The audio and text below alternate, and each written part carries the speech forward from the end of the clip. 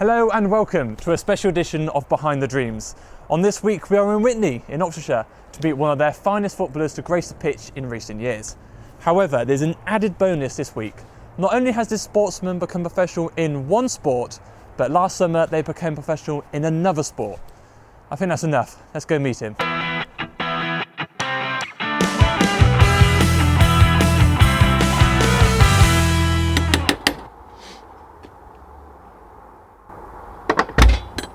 Hi Jamie. Hello Dan. How are you? I'm good, thanks. How are you?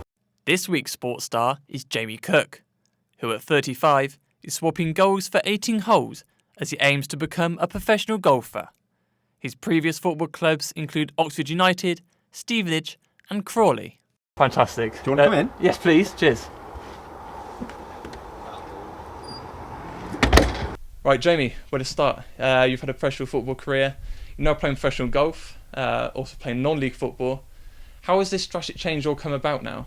Well, basically, obviously I'm getting a bit older. Always played football, 18 years professional, absolutely loved it. Time's coming to an end. Always played golf, always loved it.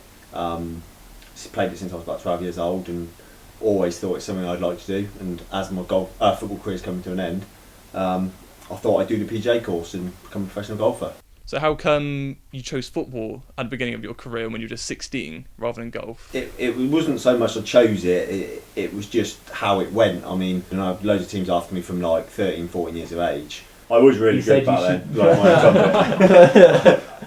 I should have done so much better in my career than I did. That was like everyone coming through was like... He said you should have played in Premier League. Yeah, he said. There was a guy, it was a chief scout that got gigs. And he said I was as good as gigs. He was the one that got gigs to Man United, and he came to watch us, and he got me down to Chelsea, and he told my mum and dad that I was as good as gigs. Anyway, I ended up signing for Oxford, and before I knew it, I'd signed schoolboy forms and YTS forms, and it takes up all your time. And golf kind of just took a bit of a back seat, not through choice, just through I love playing football, and when you're a kid, that's all you do really. So you stayed at Oxford, became quite a big star in the Football League for them.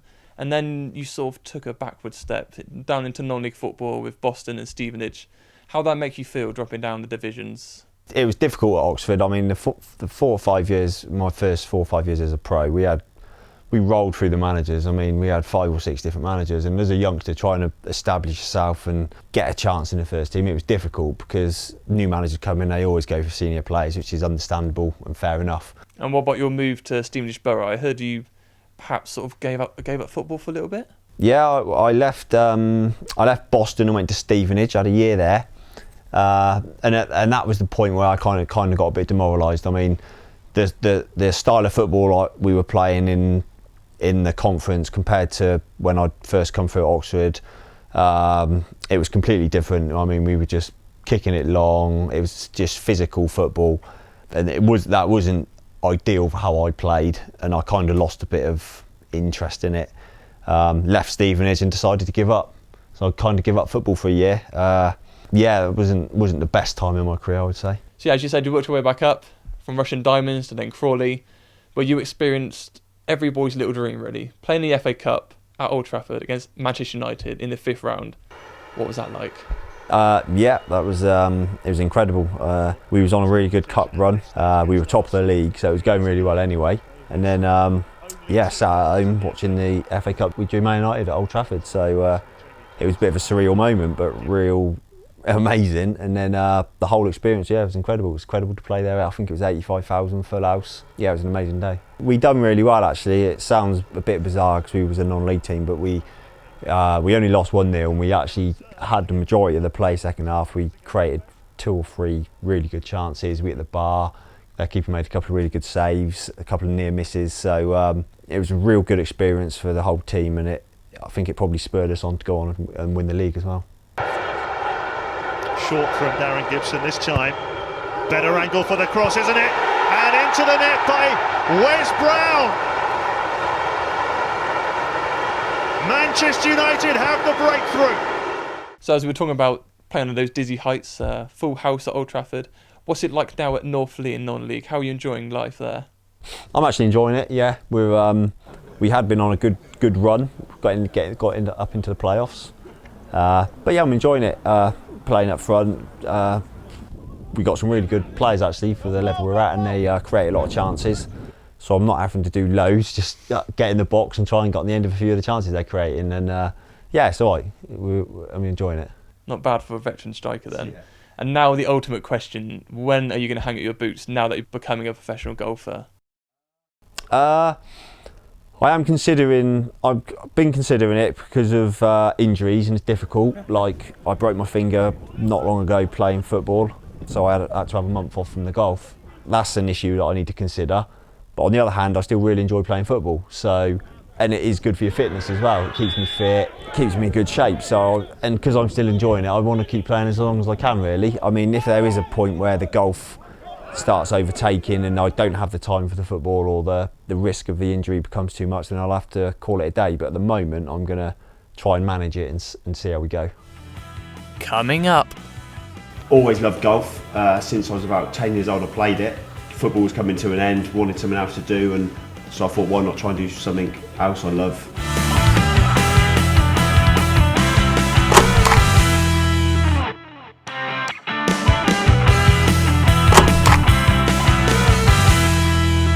Welcome back to Behind the Dreams with Jamie Cook. Now, before the break, we delved through his 18-year football career, but now it's time to switch our attention to his new love in sport, golf.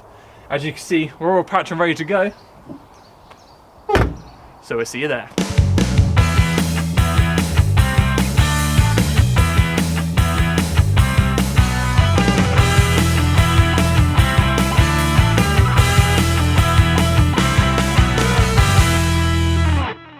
So we're here at Haythrow Park, beautiful resort. So now we're going to talk about more of your golfing moments. So where's the desire to come from to be a professional? Always loved golf. Since I was about 10 years old, I played it. My dad got me into it. Me and my dad used to go and play when I was really little. The golf's always ticked along in the background. I've always played it when I've had an opportunity. And I've always had the passion and the love for it. It's never diminished over the years. So football was coming to an end, wanted something else to do, and I'd managed to get my handicap down pretty low. So I thought, why not try and do something else I love for a career after football. So that was the planning for the golf. I understand you also played with Jimmy Bullard as well, who's a high-profile professional golfer like yourself. Yeah, he's ex-professional footballer trying to do the golf as well.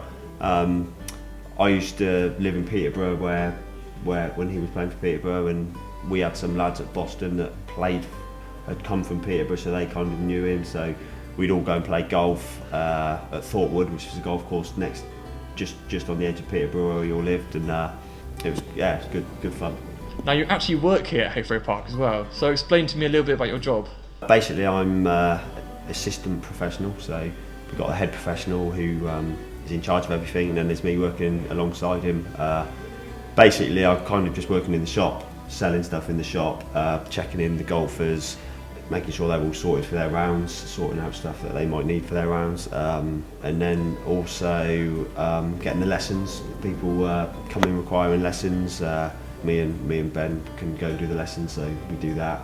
So it's an enjoyable job. So it's a nice place to work. James got fantastic motivation.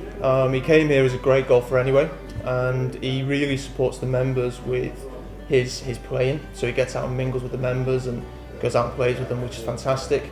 And he gives us ideas. He wants to drive the place forward, both for himself, for him to develop as a PGA golf professional, and he wants to develop the club that he's a part of. So yeah, really, really good having him on board. Fantastic.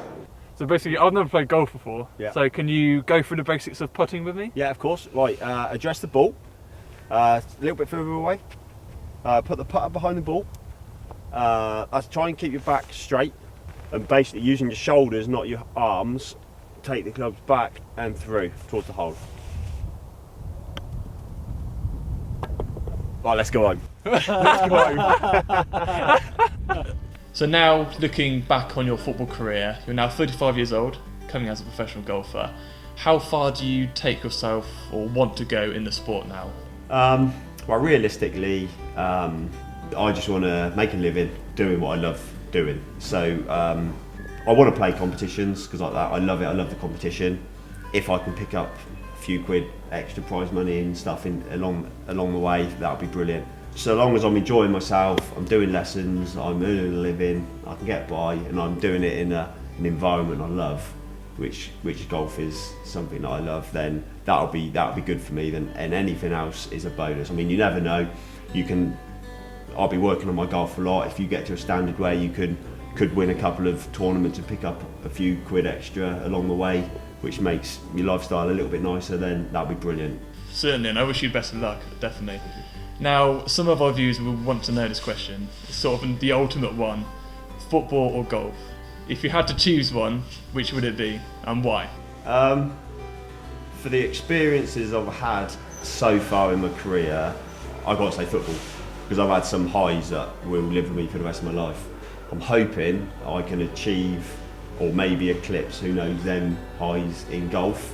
In 20 years' time, I might look back and say, golf was the best part of my career. But at the moment, for the highs that I've had in football, it's football. So there you have it. Jamie admits his newfound love for golf, but football remains his number one sport. Don't forget to tune in next week, where we'll be making my own fairy tale dreams come true when I become a marathon runner. See you then.